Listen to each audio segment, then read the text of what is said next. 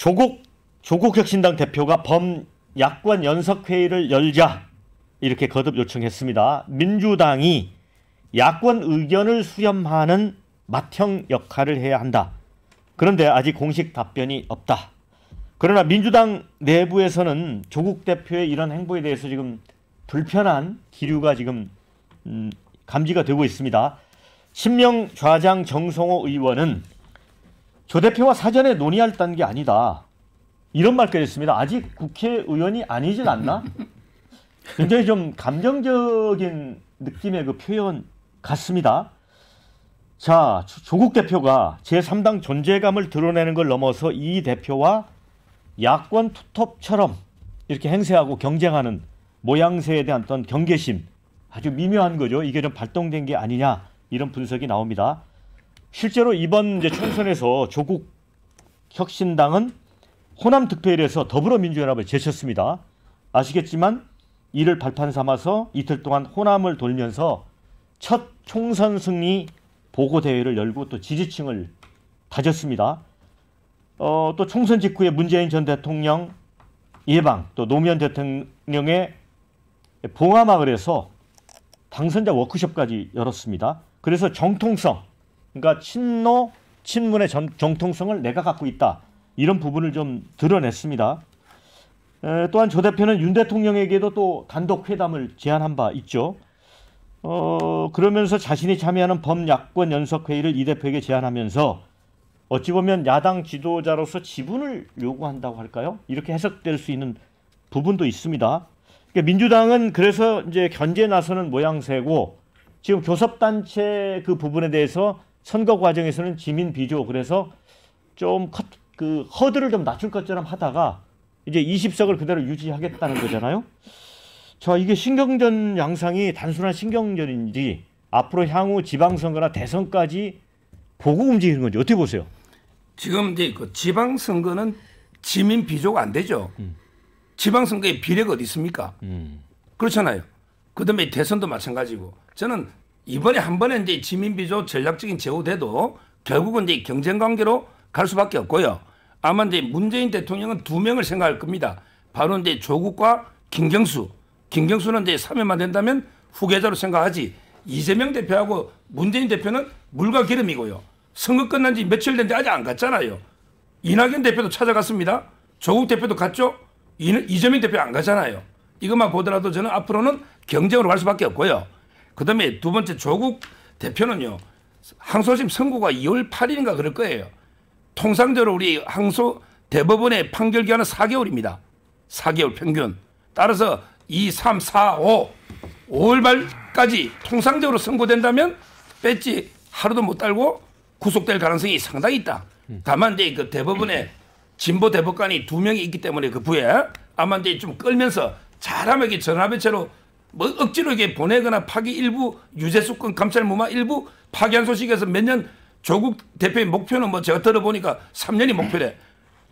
최종적으로 어차피 날아가는데 한 3년 뒤에 날아가자.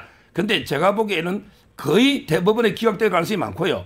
아마 이제 한 100일 차나 한 3, 4개월, 한 8, 9월 제가 보는 시각은 한 7, 8일 되면 배지 나지 않겠나. 따라서 이게 연석에 요구하는 게 저는 안 맞다 봐요. 네, 지금 이제 어떤 총선 기점으로 해서 두 분이 이제 투톱 경쟁을 하는 이제 모양새인데 박지원 전 국정원장이 정치 구단인데 벌써 이제 걱정하고 있어요. 두 사람이 협력자가 돼야지 경쟁자가 되면 둘 다 망한다. 그렇죠. 네. 그리고 그 뭐 아주 분열각으로 서정욱 변호사가 막 설명을 했는데 실제로 야권 취재해 보면 저런 분위기가 전혀 아니고요. 그리고 이제 사실은 분열하면 대선도 지방선거도 어렵다라는 걸 알기 때문에 관련해서 연석회의를 제안한 것이 나쁘다고 볼 수는 없습니다.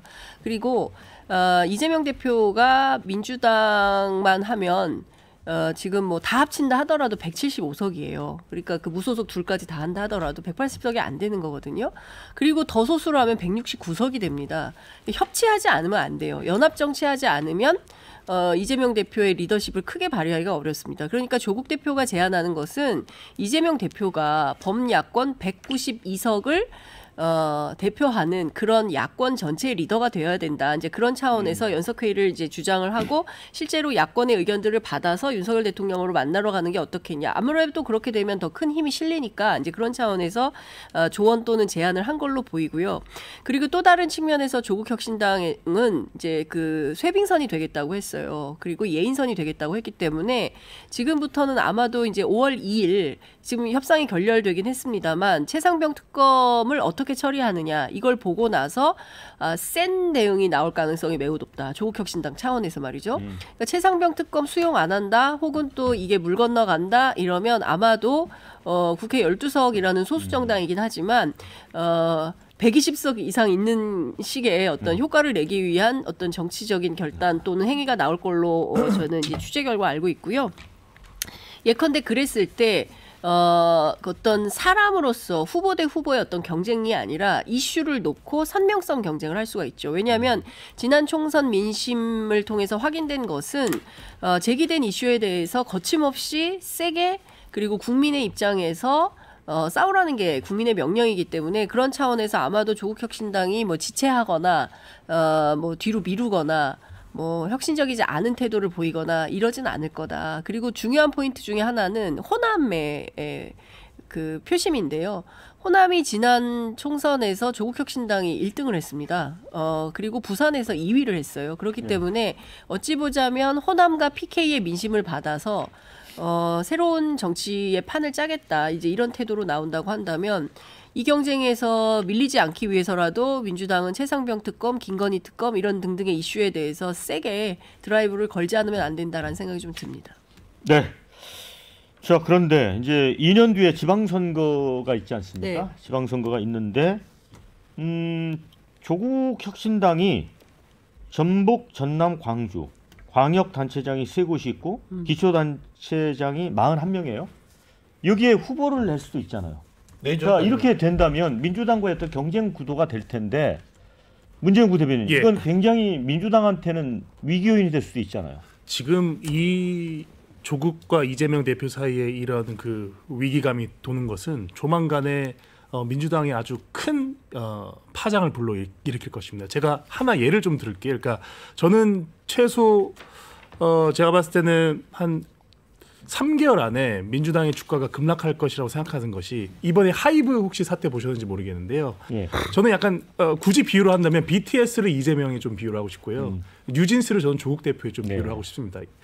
이게 간단하게 좀 말씀드릴게요. 하이브가 원래 BTS 원 아티스트로 성공한 이 상장까지 한 그런 기획사인데요. 거기에 산하 레이블인 어도어가 뉴진스라는 요즘 이제 젊은 세대가 가장 좋아하는 이 아이돌 그룹을 배출하면서 그 산하 레이블의 지분을 가지고 있는 그 민희진 대표라는 사람이 이제 하이브와 이 지분 다툼을 하면서 하이브의 주가가 하루 만에 9%가 빠졌습니다. 이게 시가총액으로 지금 8,500억인데 네. 저는 이 사건을 보면서 민주당의 상태와 너무 닮아 있다.